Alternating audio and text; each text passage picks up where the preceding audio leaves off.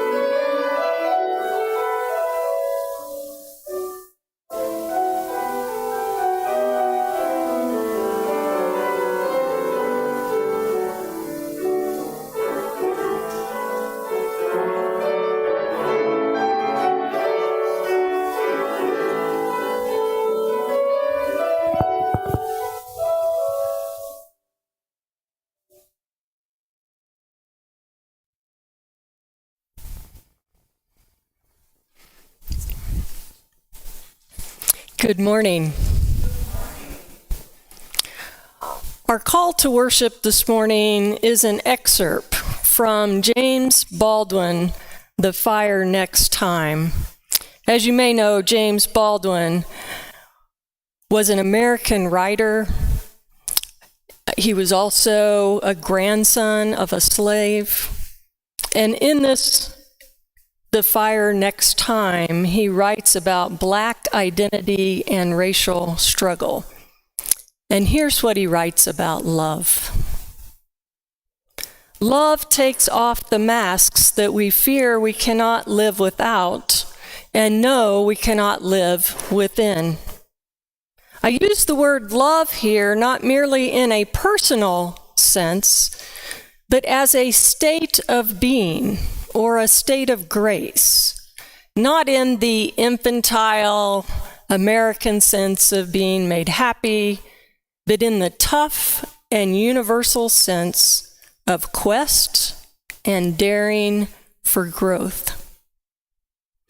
As we worship this morning, I ask that we think about this question: how would this kind of love for the earth change what I do? I invite you to stand, embody your spirit for the lighting of our chalice, the opening hymn, and our spoken affirmation. Our chalice reminds us that the fire within ourselves is the same fire that illuminates the universe. It is our reminder that all is connected, even though the space of the void is vast, and our experience here is but a blip in the cosmic timeline.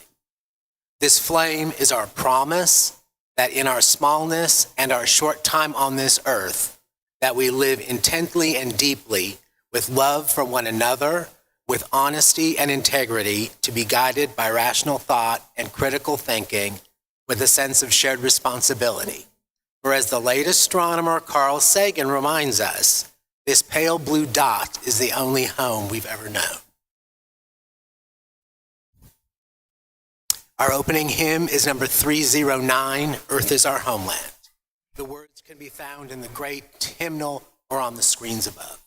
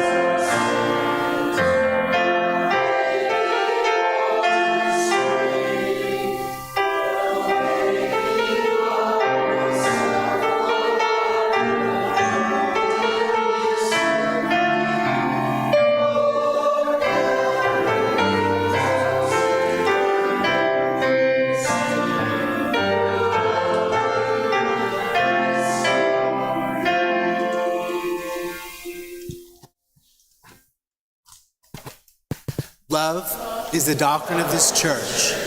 The quest of truth is our sacrament, and service is our prayer. To dwell together in peace, to seek knowledge and freedom, to serve others in community, to the end that all souls shall grow into harmony with creation. Thus do we covenant with one another. Kendra, now, we now have the children's story. And as I realize that we don't have younger folks with us today, although we're all young at heart, I want to share with you an experience I recently had around the story of Narcissus. You remember that story we probably read when we were young? I recently went to Crystal Bridges Museum, which is in Arkansas, in Bentonville, Arkansas. And on one of the trails outside the museum, they have lots of pieces of art. And one of the exhibits they have right now is a small pond area, and it is filled with balls, metal balls that reflect. And the artist was making the point and inviting people who visit into the realization that when we look at our reflection, we really aren't looking just at ourselves. And to recognize that we are connected with everyone around us, and that, of course, includes all of nature around us. And it was a wonderful way of opening up a story in a new way.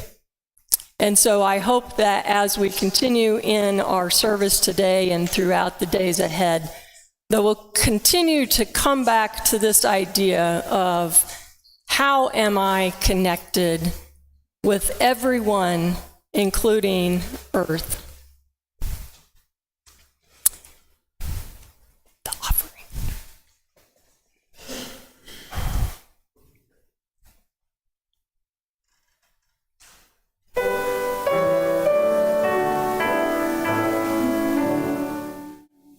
As we leave this friendly place, love give light to every face. May the sadness which we learn, but onwards till we return. Let there be an offering to sustain and strengthen this place which is sacred to so many of us. A community of memory and hope, for we are now the keepers of the dream. We share our undesignated cash offerings in the collection plate with a charitable group in our community.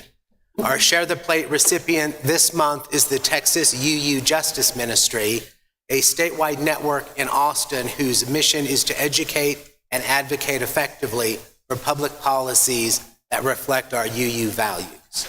They have been busy and continue to do their work this month while the legislature is in session. The offering will now be gratefully received. Will the ushers please come forward?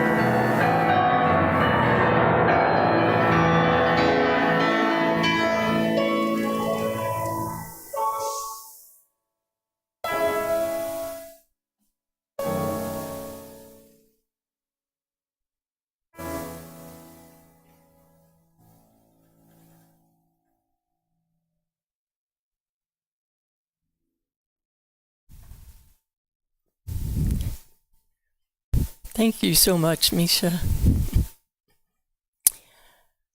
I've brought two texts to share with you this morning. The first is called The Worm's Waking by Rumi. This is how a human being can change. There is a worm addicted to eating grape leaves. Suddenly he wakes up. Call it grace, whatever. Something wakes him, and he is no longer a worm. He is the entire vineyard, and the orchard too, and the fruit, the trunks, a growing wisdom and joy that does not need to devour. The second is a poem entitled How I Go Into the Woods by Mary Oliver. Ordinarily, I go to the woods alone, with not a single friend, for they are all smilers and talkers and therefore unsuitable. I don't really want to be witnessed talking to the catbirds or hugging the old black oak tree.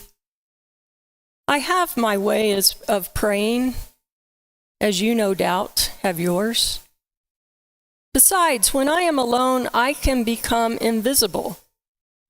I can sit on the top of a dune as motionless as an uprise of weeds until the foxes run by unconcerned. I can hear the almost unhearable sound of the roses singing. If you have ever gone into the woods with me, I must love you very, very much. Let's now sing our middle hymn, number 1028, The Fire of Commitment.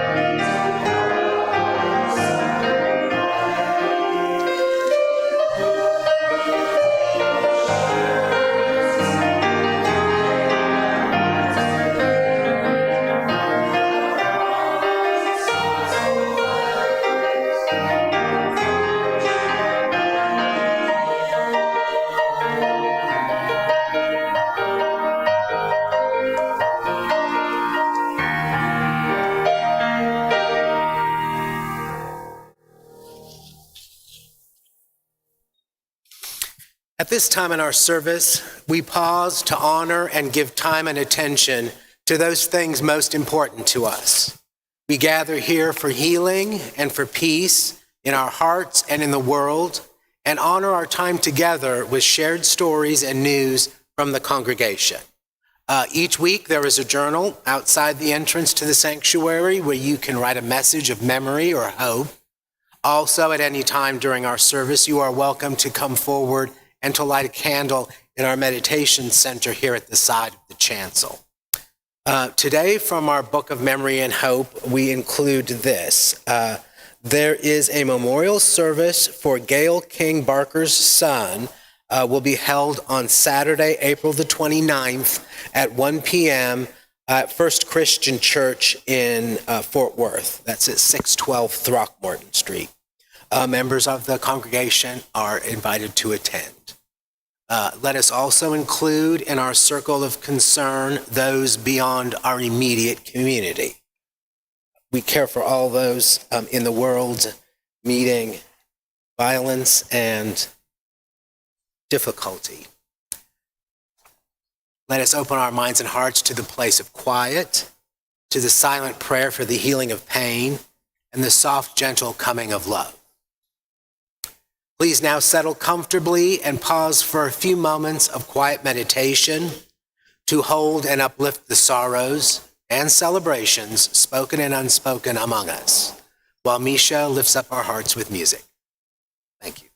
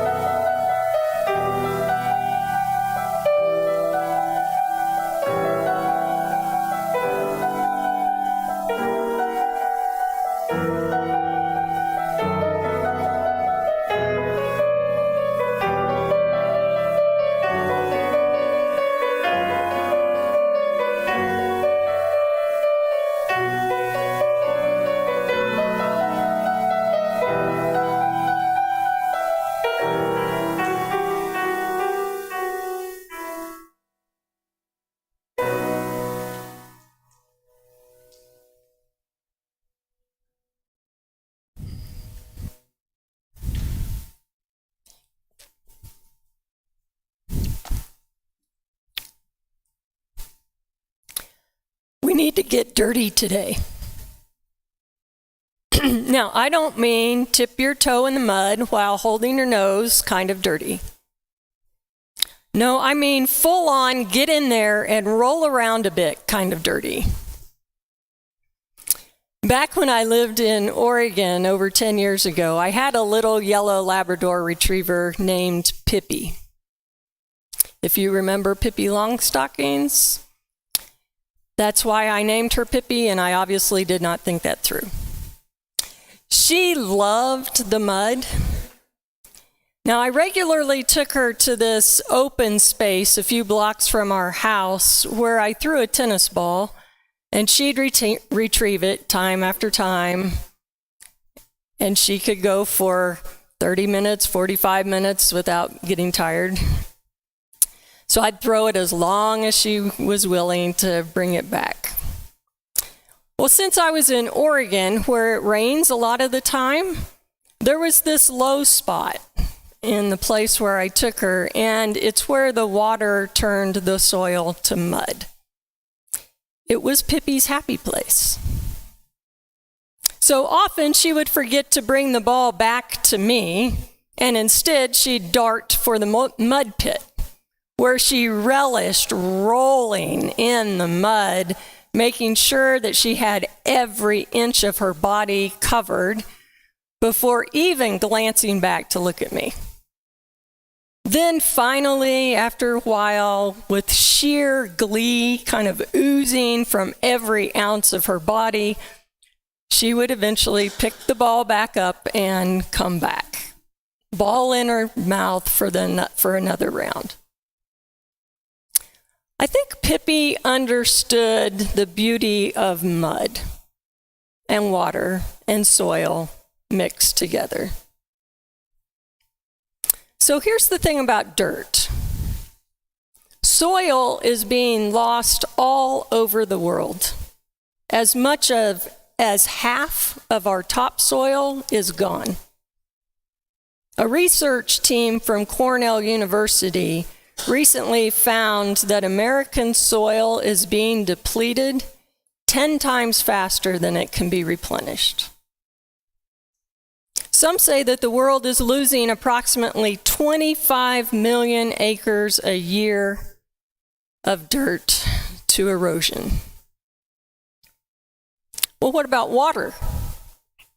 According to the EPA, about half of America's rivers and streams and more than a third of our lakes are contaminated and unfit for swimming, fishing, certainly drinking.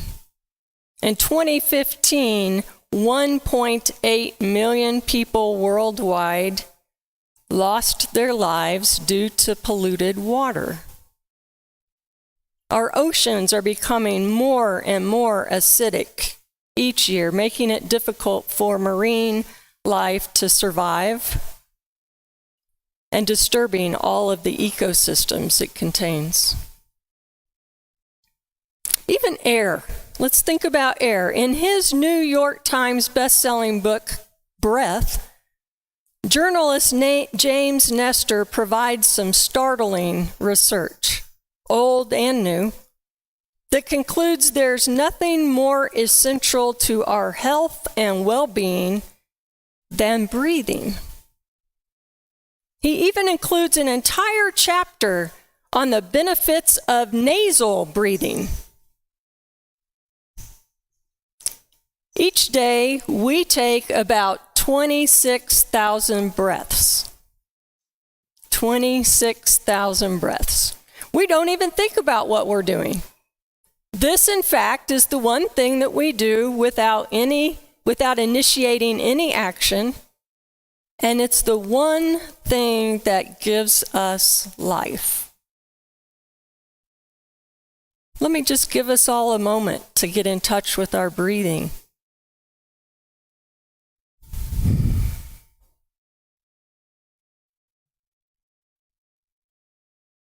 Count it. Feel it. Does your breath come just in your chest, or can you get that breath to come from deep down in your belly?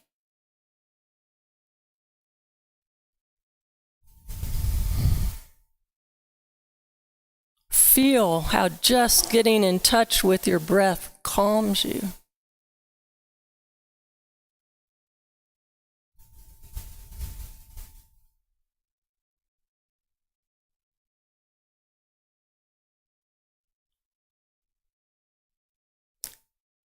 The World Health Organization estimates that 7 million people die each year from air pollution.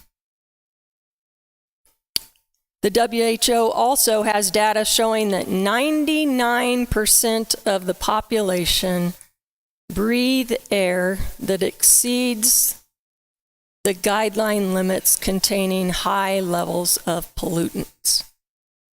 99%. But y'all, you don't need me to cite these statistics. We are living in a time when damage to our earth is evident on a daily basis. John Philip Newell, a popular Celtic writer, says that the sacred can be breathed in, tasted, touched, heard, and seen as much in the body of the earth and the body of another living being as in the body of religion. It is the true essence of life. The Celts seem to understand our relationship to creation, and they are helpful in teaching us to get it too. They say we suffer from soul forgetfulness, that we have forgotten who we are and have fallen out of truth relationship with the earth and with one another. This knowing, the Celts tell us, may have become buried under layers of cultural and religious conditioning, and it just needs to be reawakened. Several years ago, I led a study abroad trip to Scotland, where I took my students to spend a couple of days on the Isle of Iona. Getting there from the mainland takes on the feel of a pilgrimage because it's not too easy to get there, let's say, from Edinburgh. It takes a few hours of traveling by bus on small roads in order to arrive at the city of Oban on the western coast. Students and I spent a night there, and then we got up early the next morning in order to catch the ferry for an hour ride over to the Isle of Mull. And once we got on the Isle of Mull, there's still another bus that you have to take that transports you over, again, another tiny road, and it sometimes feels pretty treacherous, that gets you from one ferry terminal to the other. And it's there that you finally catch the final ferry that will take you over to Iona. When you disembark from the bus in Mull, about to get on the ferry, you can feel the sense of anticipation build with Iona now just a few hundred yards away. The air suddenly feels fuller. I can't really explain this, only that Iona has almost a magical feel to it, a magnetic feel. At once it feels calming, but also it's untamed. And it can feel settling, but also mysterious. And it feels completely absorbing. And yet there's not very much that you can do there. Except be. You can be there. But you don't have to go to Iona or anywhere else really to feel this. A longing for connection beyond ourselves. We all have experienced this in one time or another, that deep welling that comes up within us that's impossible to describe, but it's almost overwhelming. It feels good, but yet not completely good. It's fleeting, and it leaves you desiring more. And yet there doesn't seem to be anything you can do to foster it. Sometimes it occurs in nature, but it also happens in the presence of music, or when writing or engaging in a creative process. It happens during a conversation with someone when the exchange goes deep. And there's this unexplainable sense of spirit touching spirit.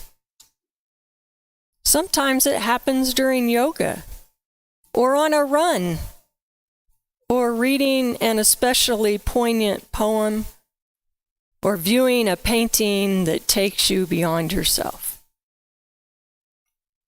In her book entitled Bittersweet: How Sorrow and Longing Makes Us Whole, speaker and author Susan Cain says that longing is a sacred and generative force that poets, philosophers, spiritual teachers across multiple faith traditions have all identified as the mysterious pain that, if we follow, leads us home.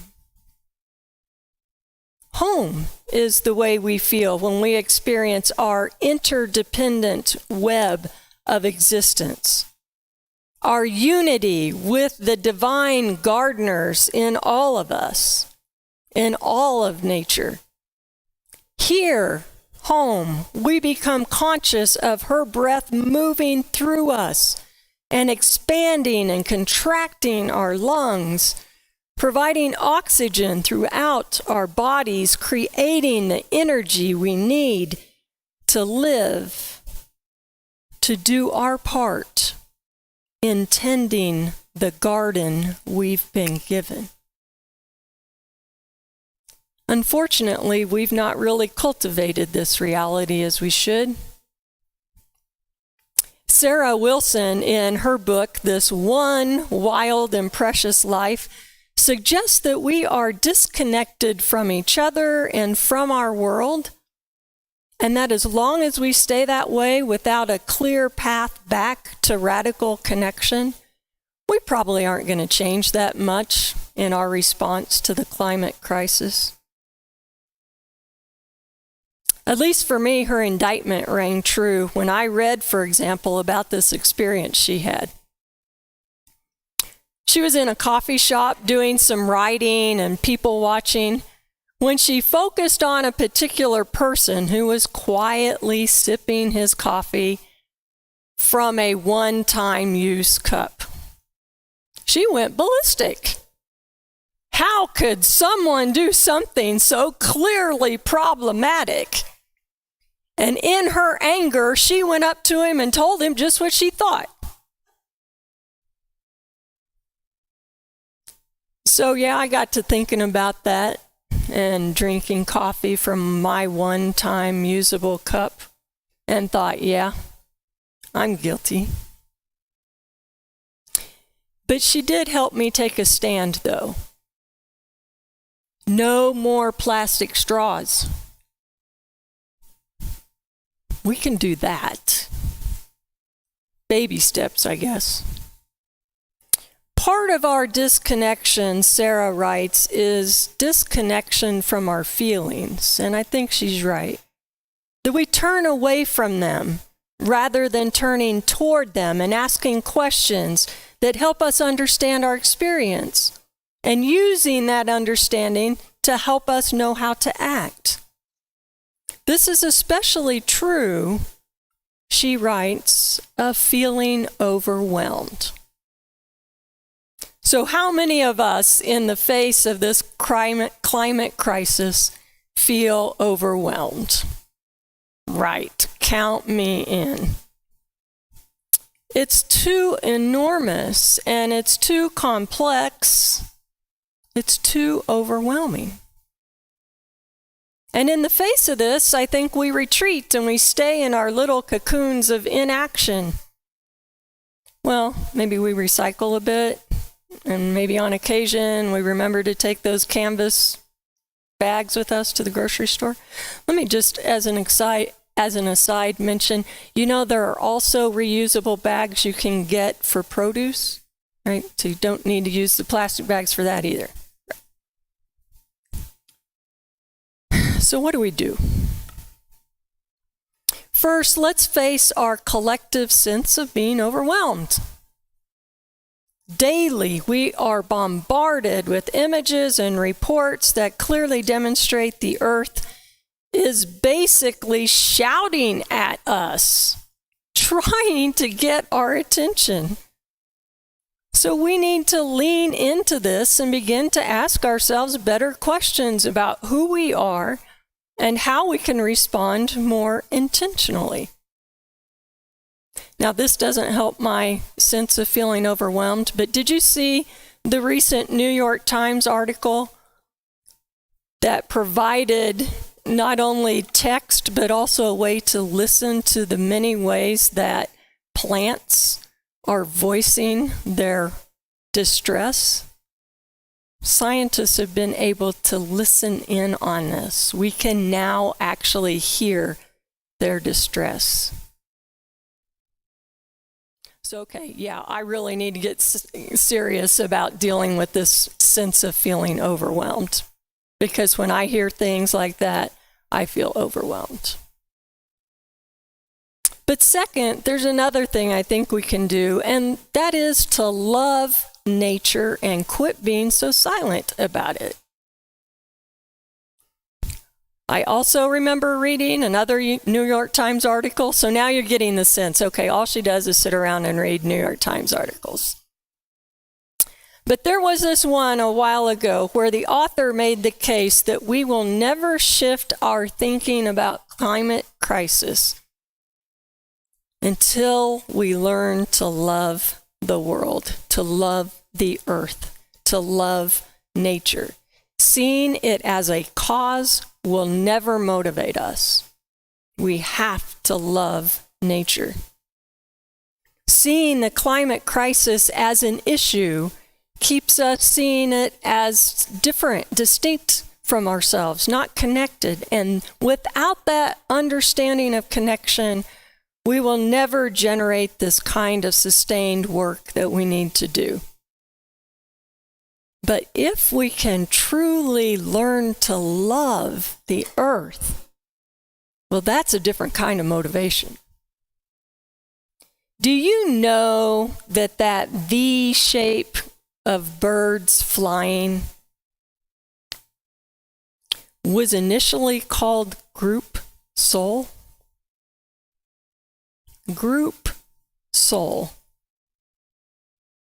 I think this expresses something that's crucial to our response to the climate crisis. Group soul suggests solidarity at the soul level.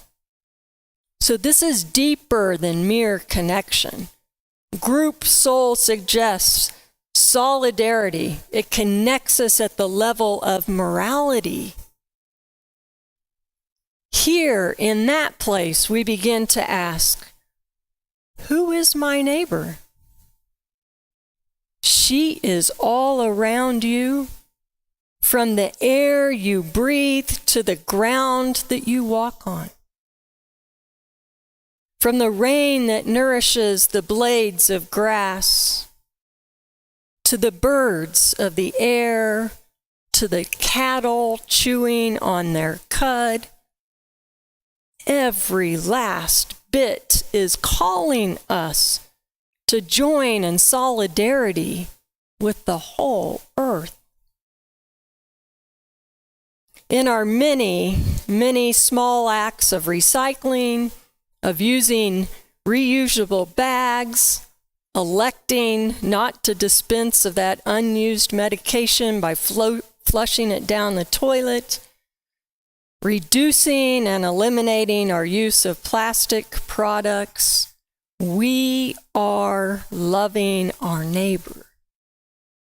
In our decisions to drive less, to pick up after our animals, to avoid wasting water, to use organic products in our yards and gardens, in working with and supporting people who are investing their lives in local food movements, in all of these relationships, we are loving our neighbor. in our advocacy for environmental justice, in our holding public officials to account, to caring for the environment, we are loving our neighbor. In bending over, pressing our fingers into the soil as we cultivate places that support wildlife, including pollinators, we are loving our neighbor. Our neighbors are every aspect of earth around us. Who else but us are the ones to show her love? Amen. As we continue to reflect on this question about how loving earth as our neighbor changes our behavior, let's sing number 1062, Blue Boat Home. Please stand as you are able and speak.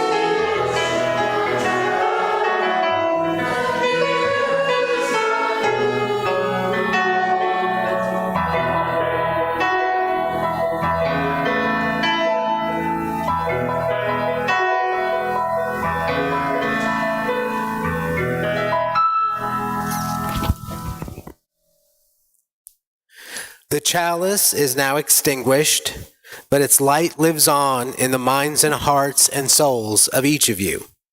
Carry that flame with you as you leave this place and share it with those you know, with those you love, and most especially with those you have yet to meet.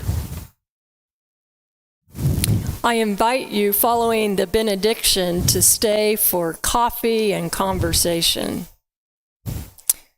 Our benediction is to keep on asking the question, what can I do to love earth, our neighbor, with every step I take?